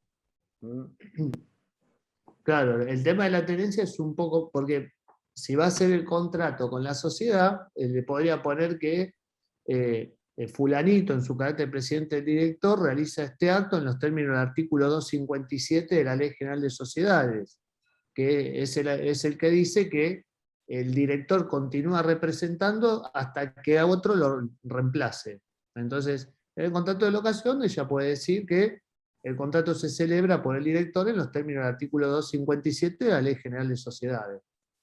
El tema de la tenencia es un poquito más delicado porque ya estamos en materia de contratos quizás sobre cosa ajena. Entonces, claro. Yo les traje Bueno. modelitos también de reserva de locación y de reserva de locación comercial y de locación habitacional, que realmente es para compartirlo. Creo que queda bastante material.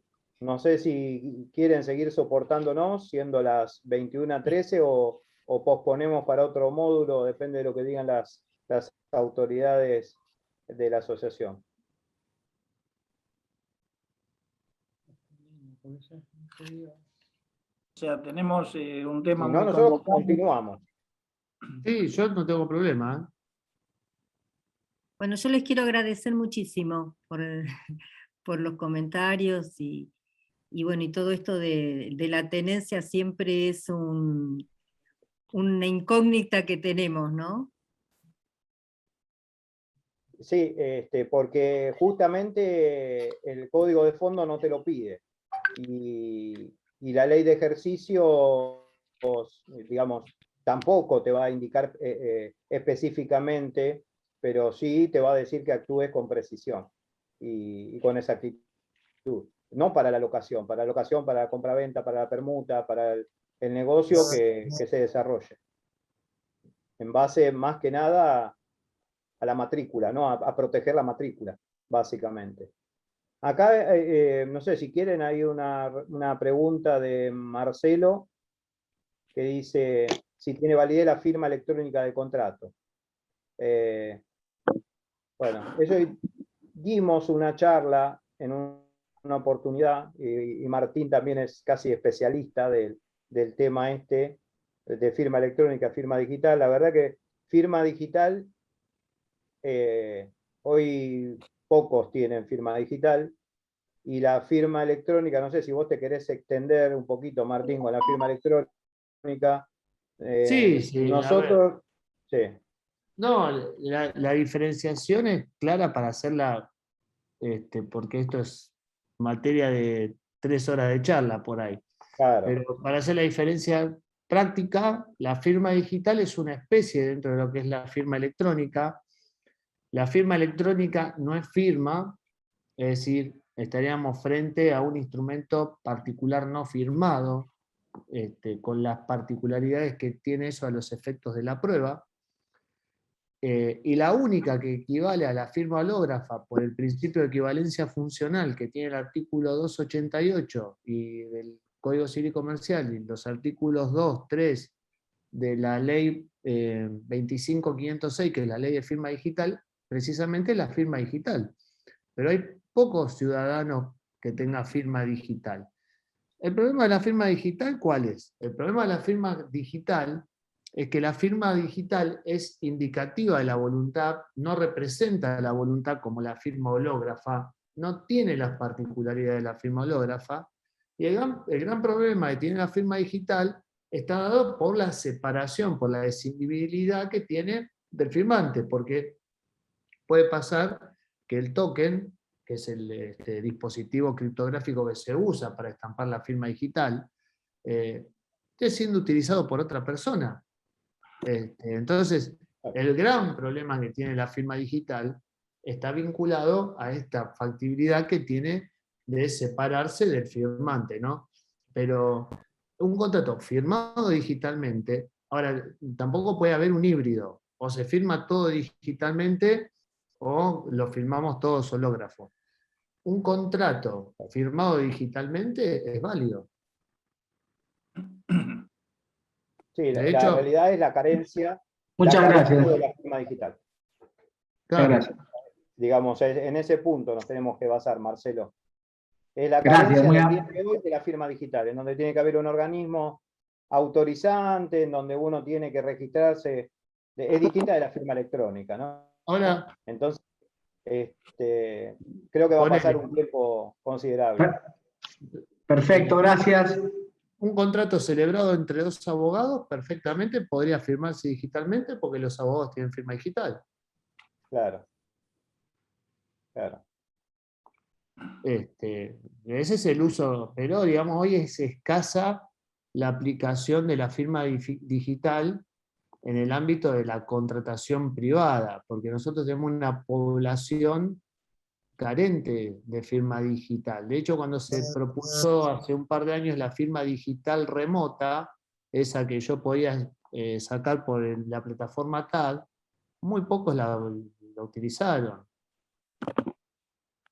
Sí, tengan en cuenta esto que le dijo Martín, que hay que considerar de que si es digital, tiene que ser completamente digital. No puede ser parte digital y parte hológrafo. Por ejemplo, que firme el locador y locatario en forma digital, con la firma digital, y los fiadores que vengan, porque no tienen firma digital los fiadores, y lo hagan hológrafo. Es imposible el contrato hacerlo de manera mixta.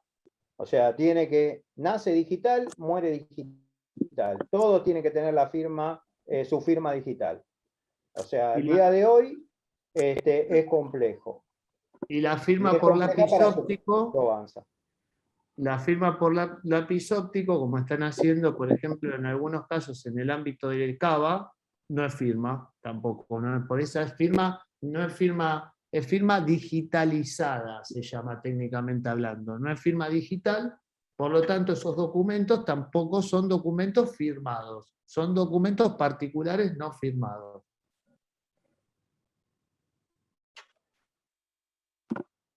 Bueno, Gente, no sé, lo que indica Carlos, o lo que indican las autoridades de la asociación. Yo creo no es que indique o deje de indicar. Creo que hasta acá tuvimos la atención de toda la concurrencia. Realmente el tema es apasionante, está muy bien explicado, muy bien dado, y tuvimos a toda la gente, 54 y pico de personas, reatentos y participativos. Es casi las 21:20, 21:30, y ya nos está llegando el cansancio a todos. Me parece más prudente hacer un segundo módulo y arrancarlo en hora, porque hoy se dilató un poco la espera y la gente, porque realmente el tema es convocante y está muy bueno desarrollarlo así, tranquilo y con participación. Me parece prudente pasarlo a un segundo módulo, no sé si ustedes están de acuerdo. Sí, me parece bien. productivo, resultó muy, muy interesante y productivo. Y agradecerles tanto a Hernán como a Martín, que siempre dispuesto y con sentido práctico y muy interesante. Andrea, ahí vi, Marisa levantó la mano, no sé si hay una Y nos consulta quedó una más. pregunta, Si hay también de alguna Guillermo. pregunta, sí. Nos quedó de Guillermo una pregunta que no quiero que nos vayamos sin antes responderla. Sí, sí, por supuesto. Guillermo preguntó, ¿es conveniente que en la reserva de compra también esté la aceptación del vendedor? Sí. No vale. Me refiero a todo junto y no por instrumentos separados. Sí, en el mismo está bien. instrumento. Ahí está, Guillermo Filipone hace la pregunta. Y ahí ya te estás escapando del ámbito de la reserva, porque si tenés todo en un mismo instrumento, a ver, no sé si entendí bien la pregunta, si tenés todo en un mismo instrumento ya estás concretando el contrato. No, yo digo, en la base de la reserva, la aceptación del propietario después, otro día. Ah, pero posteriormente, sí, no, se puede hacer en un mismo Sí. instrumento. Sí, tal cual. O sea, notificar, vos de alguna manera, vos querés una reciprocidad que se notifique en las dos partes en varias oportunidades. Bueno, sí, que fue, digamos, vos decís por el oferente. Claro. Que el oferente se notifique que el propietario lo aceptó. Eso Exactamente. indicás. Exactamente. Sí. Es factible, sí, no hay ningún problema. Sí. Bueno, gracias. Bueno, gente, entonces después fijamos fecha para el segundo módulo, ¿les parece, Sí. Martín, Hernán? Así Sí, convocamos nuevamente. Quedó pendiente todo el tema de las medidas cautelares, así que Informe. Sí. Por eso, Yo le traje unos modelos de boleto, boleto con pay, boleto con tracto. Realmente es extenso el tema. Y eso que lo dividimos, porque íbamos a dar derechos posesorios y hereditarios, que también son materia de comercialización por parte de los corredores y que muchas veces lo descartan. O sea, esto que dijimos anteriormente, vamos a ver la propiedad y nos dice, soy poseedor de hace 25 años. Y uno le dice, no, propiedad de composesión no. Y la ley le especifica que uno puede, la ley 10.973 le dice, el martillero y corredor público puede enajenar toda clase de derechos lícitos. Entonces, un derecho posesorio es totalmente lícito, un derecho hereditario es totalmente lícito, un derecho litigioso es totalmente lícito. O sea, pueden intervenir en todas esas operaciones. Pero el otro día, hablando en una charla casi de café entre varios martilleros, me decían, yo no sabía que podía enajenar derechos. ¿Cómo no? Realmente, bueno, eso, cuando yo se lo planteé a Martín, me dice, y lo que pasa es que si nos podemos hablar de posesorios, son 2 o 3 horas. Si nos podemos hablar de hereditarios, son otras 2 o 3 horas. Y en realidad tratamos de, hoy, básicamente, basarnos a la compraventa, al contrato de compraventa normal. Pero tampoco se llega porque... Ni llegamos. Nos quedamos en los preliminares. Por eso, creo que lo conveniente, si ustedes están de acuerdo, hacer un segundo módulo y si es necesario un tercero, para poder desarrollar el tema como se merece. Yo de mi parte, para mí, agradecerles tanto a Hernán como a Martín, y fue excelente la charla, realmente muy, muy interesante. Sí, yo lo que quiero agregar, discúlpame Carlos que interrumpa, que para los interesados no dejen de visitar nuestra página, ¿sí? asociacionmartillerolanús.com.ar, ahí donde están todos los módulos y donde se pueden inscribir para las distintas charlas. Y para recibir también los módulos y las distintas reservas y lo que tiene Hernán, pueden mandarnos un mail a capacitación@asociacionmartillerolanús.com.ar. Así tenemos un contacto más fluido y ni bien tengamos la fecha exacta del segundo módulo, se lo podamos compartir. Así que bueno, nada, les agradecemos la presencia de todos. Hernán, un abrazo enorme, Martín también. y les dejo la última palabra a Andrea, la organizadora de la charla, y a Carlos Petinati para despedirnos. Bueno, un enorme agradecimiento y hasta pronto, y mientras las redes, ahí vamos subiendo las noticias, en el Instagram y en el Facebook también vamos subiendo contenido. Bueno, muchas gracias a todos, buenas noches y nos vemos para los posteriores módulos.